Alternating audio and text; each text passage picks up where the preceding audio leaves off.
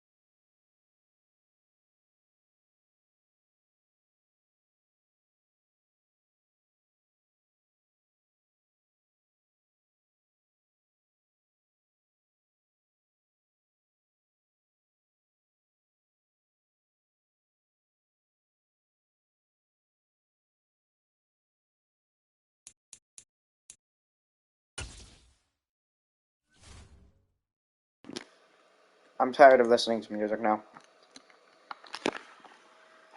Pretty much the main thing I had been listening to was Welcome to the Internet. Welcome to the Internet. Have a look around.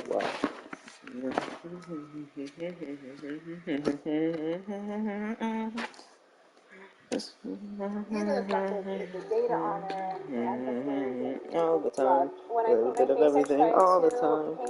Touch your eye, take this from the quiz.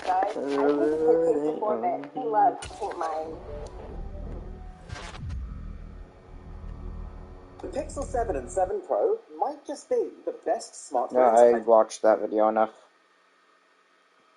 I've just bought every single Nintendo home console ever. We've got a TV from the time of each one's release, and even the main Super Mario game for every single one. So let's see how much better the gaming experience has become. Nintendo's first home console, the NES, couldn't have come at a worse time in the West. The company had had huge success with their arcade machines, but when it finally came to entering the living room in the early 1980s, the entire video game market just so happened to be experiencing what's still known as the Great Video Game Crash of 1983. Put simply, everyone was making games consoles. There had become far too many to choose from, and every single one had their own separate, confusing selection of rushed, poor-quality games. The entire reputation of a video game console was the worst that it had ever been, to the point where critics were even saying that gaming is a fad, and that the entire concept would actually die out in a couple of years. But this didn't put Nintendo off, and in fact they did something very clever to try and sketch to their advantage. They created a game console that looked nothing like a game console, and they called it the Nintendo Entertainment System to avoid the stigma that came with the term video game. They even bundled two controllers in the box to make it more of a family living room item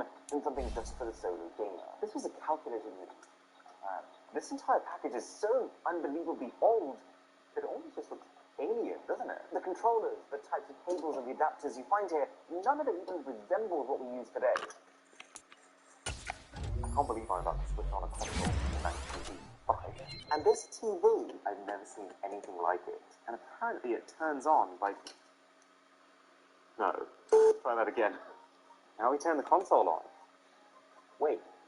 What? The game is booted up the second you turn the power button on. And you've actually got physical dials to be able to adjust the picture profile on the screen. This entire thing is just so satisfying. This is going to sound ridiculous, but bear with me here. Because with a 1.7 megahertz processor, a whole 2 kilobytes of RAM, and a maximum resolution of 240p, the NES was actually spec'd like a next-gen machine when compared to the Atari 2600 that people were playing before then. And as a huge fan of just video games in general, the craziest part of this for me is that this console is the console where Nintendo launched the first ever Zelda game, and more importantly, the first ever Mario game. Let's plug the Player 1 controller in.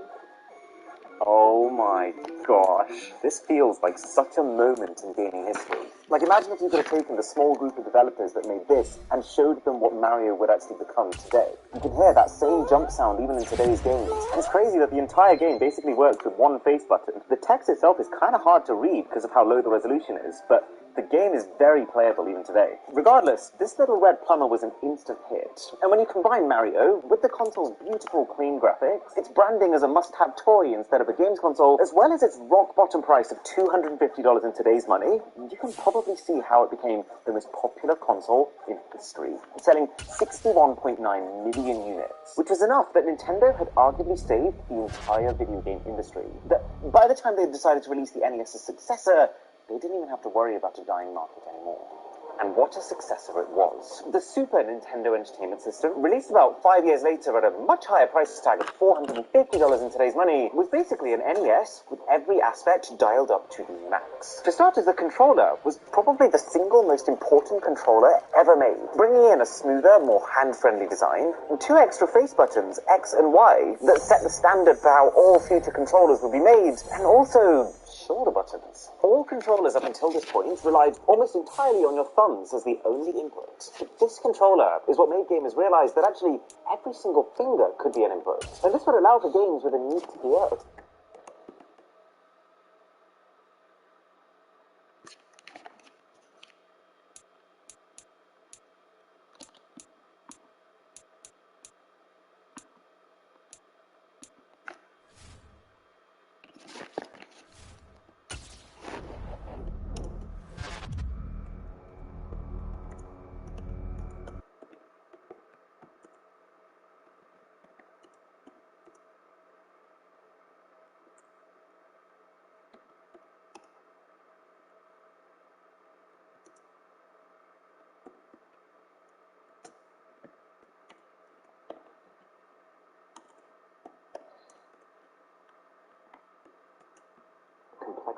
whether it be drifting in Super Mario Kart or aiming your arm cannon diagonally in Super Metroid.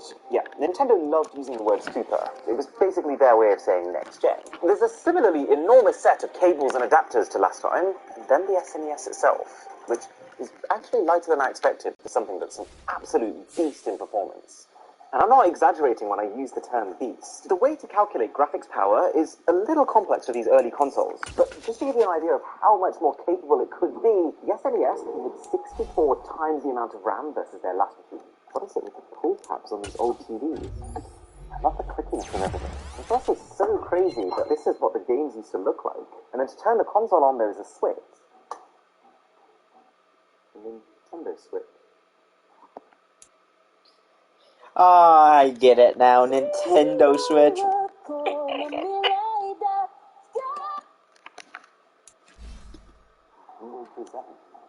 Ah, that's so much better. Music in this video is giving me chills. And it's also noticeably higher resolution music than the last console. In a way, the SNES was the pinnacle of 2D gaming, just before the 3D era. With this much power, developers could basically make any 2D game they wanted to. So if we compare Super Mario World on the SNES versus Super Mario Bros. On the NES, the backgrounds feel so much more alive, with multiple layers moving at different speeds as you walk to simulate things being closer and further away from you. It's also a shocking amount sharper. Like, text on this is barely readable. This one has like no problems at all. And objects also have proper lighting and shadows for the first time ever. Now that that has become my benchmark, I can almost feel the wonder that people must have felt when stepping into this game for the first time.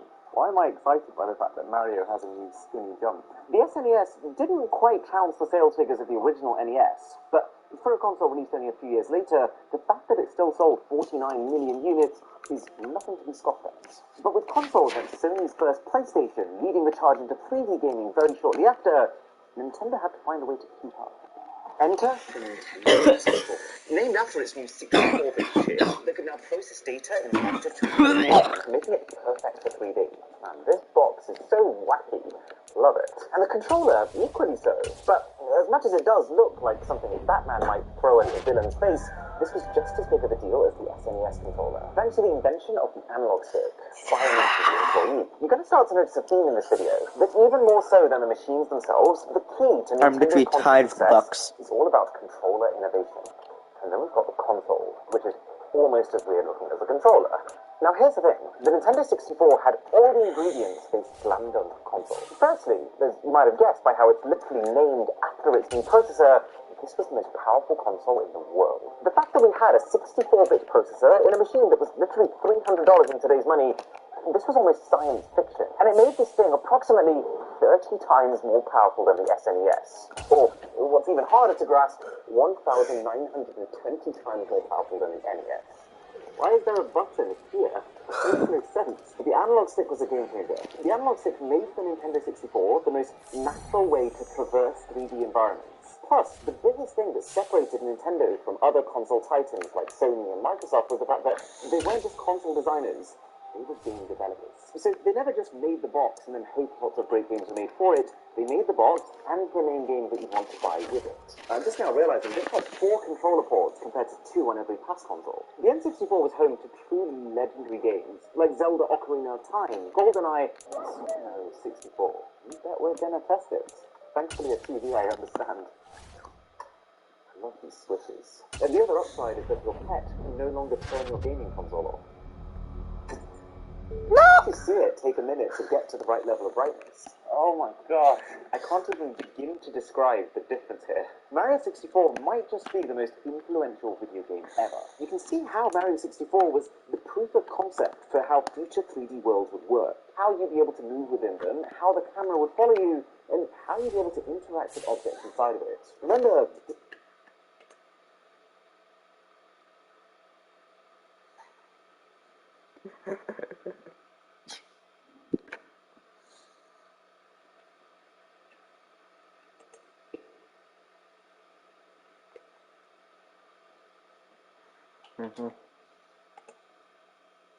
this is all new. You could argue that SNES games have actually aged better, because 2D games that look like that are still a thing now, whereas 3D games that look like this are not. But putting myself in the shoes of someone whose best gaming experience so far was that, and handing them this, I would have paid to see their reactions. So why didn't it do better? Even with all of this going for it, the N64 only managed to sell 32.9 million units in its lifetime, which PS1. always makes it seem like Nintendo is trying so hard for nothing.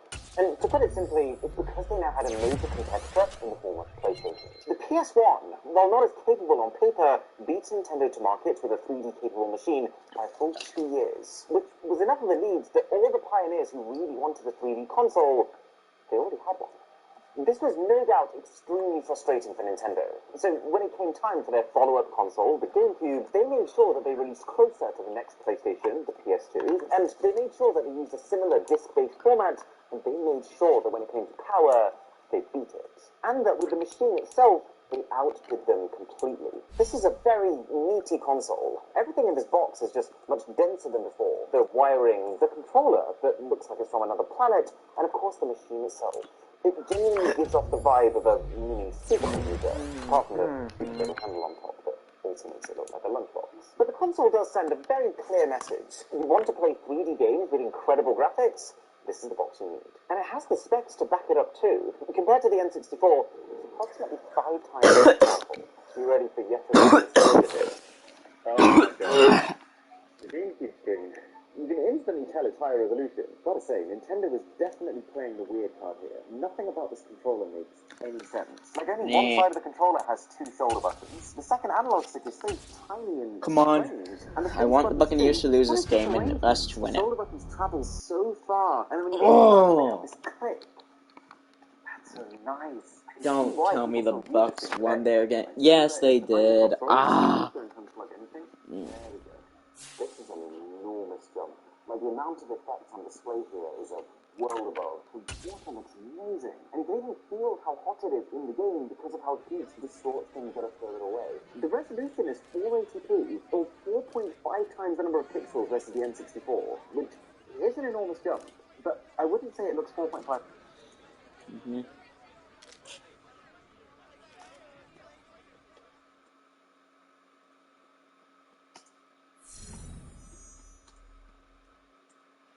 Mm-hmm. Times are sharp, which is at least in part due to the fact that the N64 was designed with CRT TVs in mind.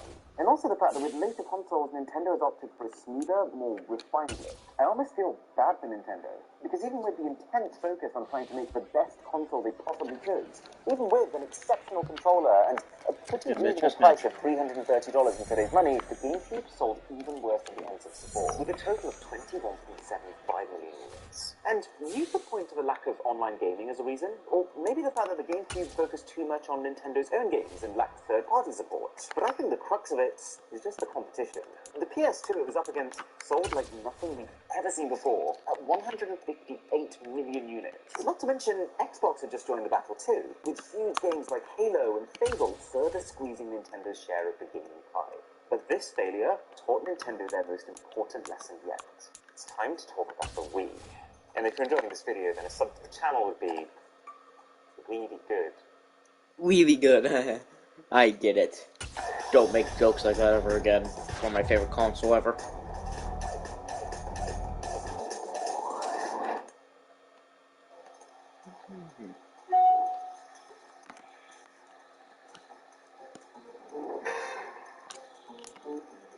When the stakes are high at work, your tone matters.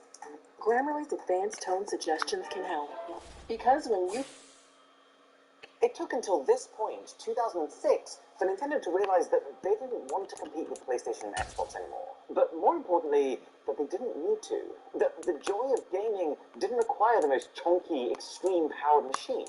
And so with this console, there was a complete paradigm shift in thinking. This is when Nintendo started focusing on fun. And in doing so, created their most successful, widely appealing console ever. In fact, without even unboxing the console, you can already see how they managed to appeal to the everyday person who might not even call themselves a gamer. This is the most organized console package I've ever seen, with 2 drawers to separate the different sets of parts. And it comes with literally everything. An enormous operations manual, a stand to keep the console upright. There's yet another controller that had never been seen before, and arguably the craziest one yet, even a case to protect the controller. who does that? These companies make so much money off players breaking their controllers and then having to buy new ones. But there's more. You've got the sensor bar to detect motion from your controllers, a couple of cables for power and connection to the TV, and then the machine itself.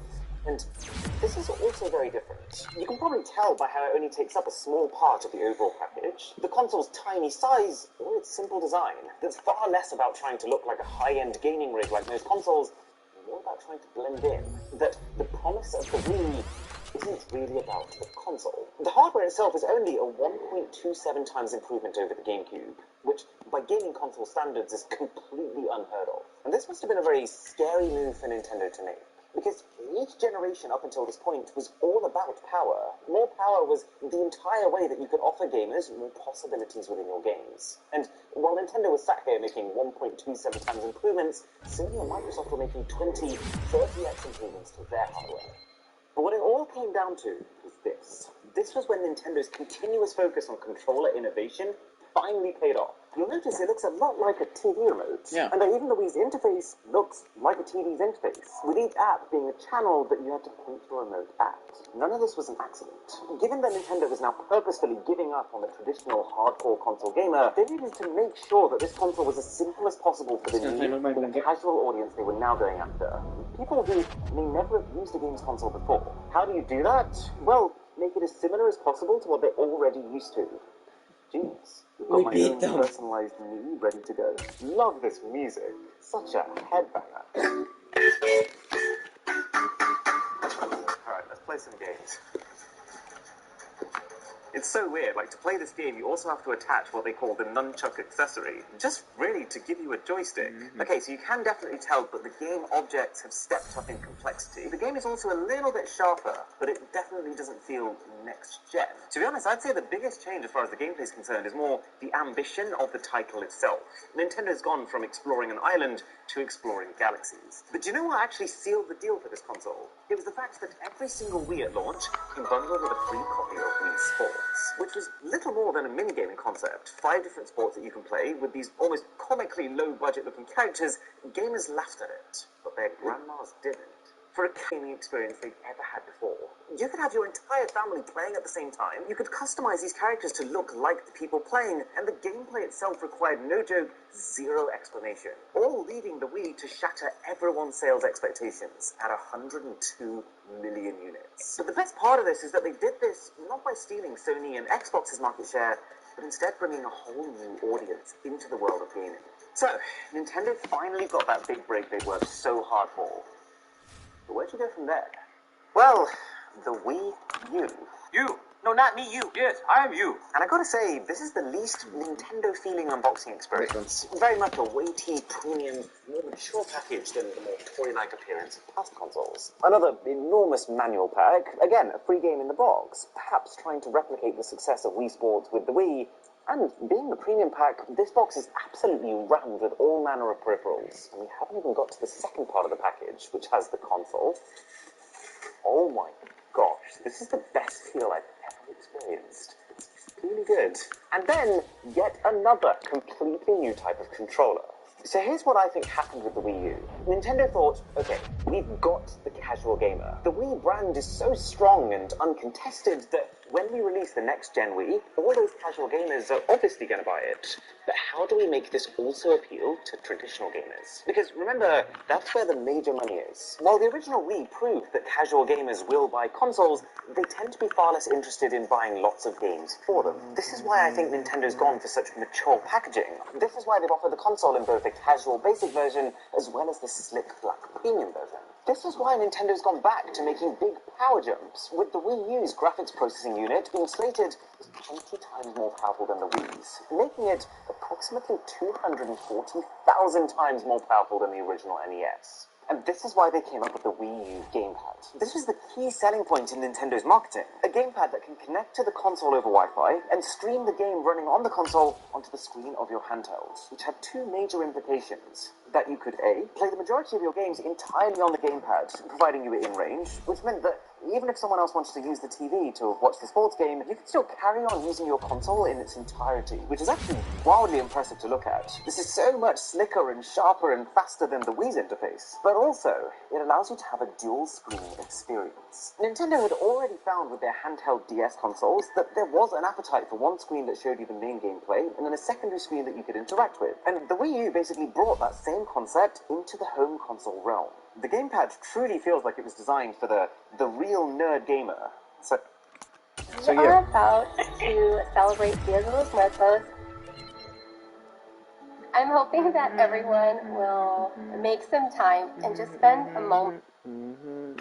So, me. Well, Nintendo made sure that the Wii U also still worked with their old Wii motion controllers to capture that same magic for the casual player.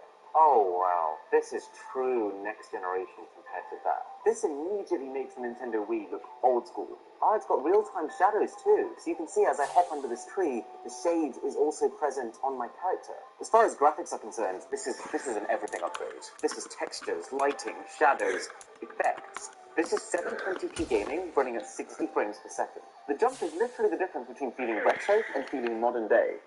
The problem, though, is that I think in trying to appeal to both serious and casuals, they've actually appealed to neither. They've tried to make the console look and sound similar to the Wii, to signal to the casual fans that this is the new Wii, but in doing so have made it thoroughly unexciting for the serious gamers, who dismissed it out the gate as just more simple minigames. This new gamepad wasn't enough to satisfy the serious gamers, who wanted big screen experiences, not small screen experiences. And at the same time, it was just confusing to the more casual players, making the Wii U seem like an add-on for the Wii, as opposed to a new console entirely. And 3, it wasn't powerful enough to take on the PS4, but it was powerful enough that when paired with all the other sensors that you need to make this work, it was very expensive, with the deluxe pack that I've got here starting at $450 in today's money. As someone who was a handheld gamer first, I actually loved the Wii U, and I was so unbelievably jealous of those who could pre-order it and actually hold one of these in their hands. But it didn't take long to find out that commercially, this was a complete and utter failure, selling less than any other Nintendo home console in history. Oh no! But it's funny how these things work, because for the second time, right after Nintendo's biggest failure, they were about to have their biggest success. The Nintendo Switch. It's actually a very similar idea to the Wii U before it, but it's just the extra 5 years of tech advancements that have happened since then allowed Nintendo? No. But it's just the extra 5 years of tech advancements that have happened since then allowed Nintendo to actually execute the concept properly. It's a smaller, lighter box than before. You get a power cable, and then a bunch of accessories for, would you believe it, a completely new type of controller, the Joy-Cons. And then the console, which is a little different. Right, I'm just going to say it now. I think the Nintendo Switch is the most intelligent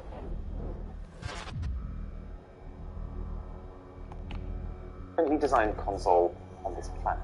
The idea is the same as the Wii U, of being able to play your games either on the big screen or in handheld, but because the power is located in the handheld itself, as opposed to having to stream it over Wi-Fi,